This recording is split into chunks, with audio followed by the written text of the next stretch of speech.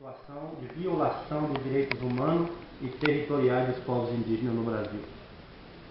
Em nome de mais de 1 milhão de indígenas distribuídos em 305 povos diferentes, estamos de volta para declarar diante os representantes dos Estados e dos povos indígenas do mundo que o Estado brasileiro, ao invés de garantir a efetivação desses direitos assegurados pela Constituição Federal e pelos tratados internacionais ratificados pelo país, tem cada vez mais dado sinais em contrário.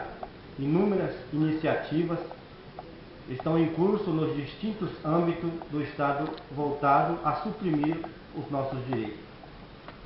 O ataque sistemático decorre de uma opção por um modelo neodesenvolvimentista e que se propõe disponibilizar as terras e territórios dos povos indígenas, dos pequenos agricultores, das comunidades tradicionais e das destinadas para áreas protegidas à exploração descontrolada dos bens naturais.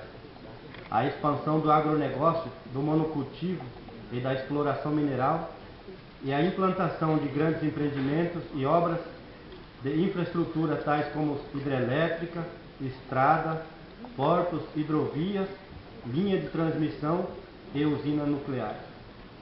O Poder Executivo continua com a decisão política de paralisar os procedimentos de demarcação das terras indígenas, mesmo que estas estejam sem qualquer impedimento judicial e administrativo para serem declaradas pelo Ministério da Justiça ou homologadas pela Presidência da República. Soma-se a esta decisão a prática de atender os interesses dos invasores das terras indígenas por meio de instrumentos jurídicos, legislativo, político e administrativo destinado a flexibilizar a legislação indigenista, ambiental e de proteção do patrimônio genético e dos conhecimentos tradicionais associados. Alguns exemplos desta desregulamentação de direitos são a Portaria 303, Portaria 060 e o Decreto 7975 no Poder Legislativo. Grupos representativos de interesses particulares insistem na tramitação de proposta que afeta direitos fundamentais da população brasileira, sobretudo os direitos territoriais dos povos indígenas, comunidades tradicionais e outras populações do campo, além dos direitos ambientais e das gerações futuras.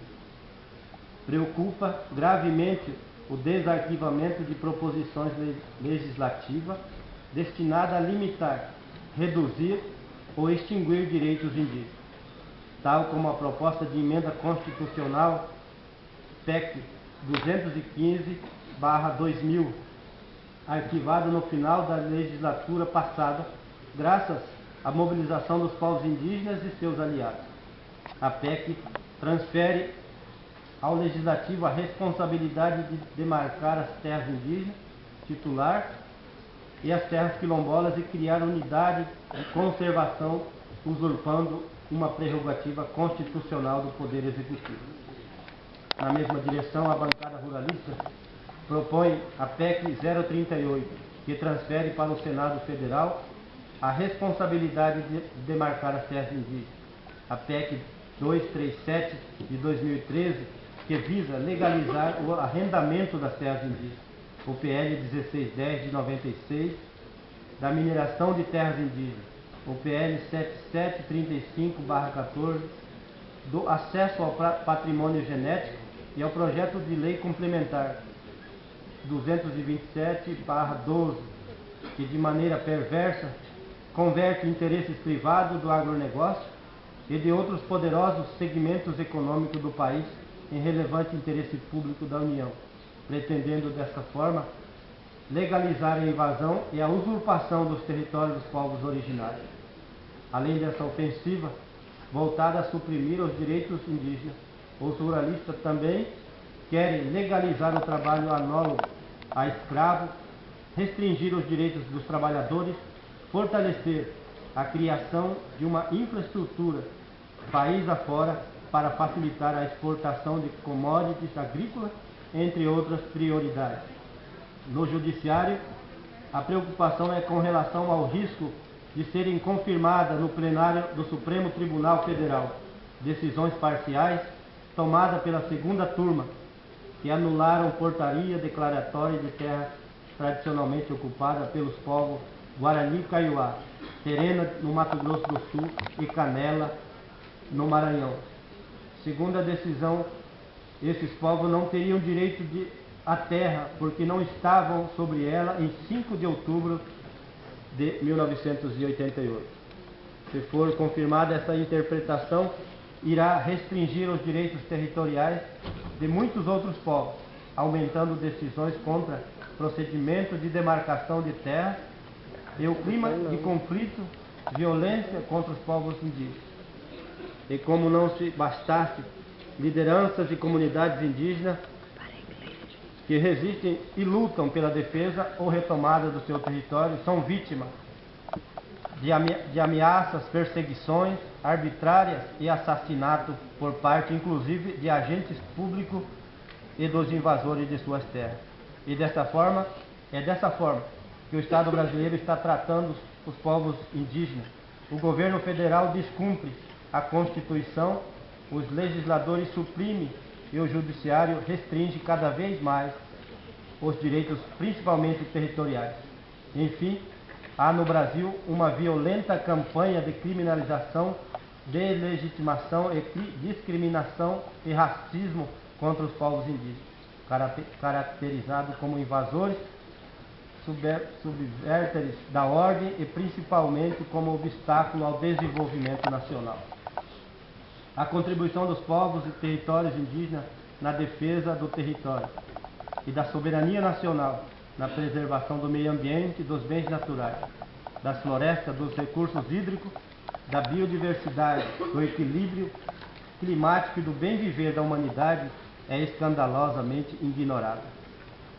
Face a esse quadro de agressões e regressão nos direitos indígenas, principalmente territoriais, Senhora Presidente, a Articulação dos Povos Indígenas do Brasil, a PIB, volta a reafirmar e a recomendar ao Fórum Permanente sobre Direitos Indígenas o quanto segue.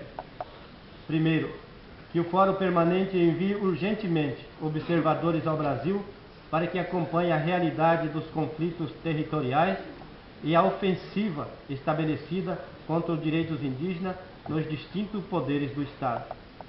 2. Que o Fórum urja ao Brasil a retomada do processo constitucional de demarcação das terras indígenas, cuja paralisação tem ampliado gravemente os conflitos territoriais, vitimando os nossos povos, comunidades e lideranças. Que o Fórum realize um seminário internacional em conjunto com o UNODOC, UNHRC, sobre a criminalização dos povos indígenas e suas organizações, quando esses defendem seus territórios humanos e territoriais, assegurando a recomendação e implementação de ações efetivas nas distintas áreas de interesse do povo indígena, principalmente a efetiva devolução e proteção dos nossos territórios tradicionais. Por fim, Senhora Presidente, queremos reafirmar a determinação dos nossos povos indígenas de continuarem unidos na luta pela defesa dos seus direitos fundamentais e acreditamos que os parentes indígenas de outras regiões do mundo e muitas outras organizações e movimentos sociais estão conosco nesta luta pela vida. Eis o caminho para a construção de uma sociedade realmente democrática, multiétnica, pluricultural e justa. Obrigado.